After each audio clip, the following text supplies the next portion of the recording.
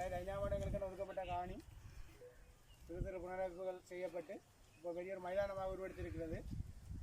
அடுத்த கட்டமாக எங்களோட புலம்பெயர்ந்த உறவுகள் முக்கியமாக எங்களோட ஊரில் இருந்து வெளியில் போன டினியன் மூலமாக யூகே தமிழ் போய் என்ற ஒரு வலையமைப்பு, அந்த வலையமைப்பு மூலமாக டிக்டாக் வலையமைப்பு, அந்த வலைத்தளத்தில் வந்து எங்களோட டினியனை போய் கதைச்சு அவர் மூலமாக எங்களுக்கு நிறைய புலம்பெயர் உறவுகள் கிடைத்து முதல் கட்டமாக விதியோட நாங்கள் அடிக்கல் நாட்டு வந்து முதல் கட்டமாக செய்ய போகிறோம்.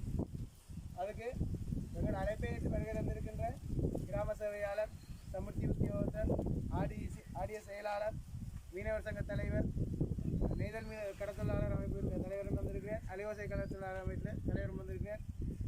அனைவருக்கும் அது முக்கியமாக எங்களுடைய வயது முதிர்ந்தவர்கள் அனைவரும் வந்து இந்த விஷயத்தில் எங்களுக்கு ஒத்துழைப்பாக அவங்க வந்திருக்கிறோம். அனைவரையும் வருக வருக என வரவேற்றுக் கொண்டு முதல் நிகழ்வாக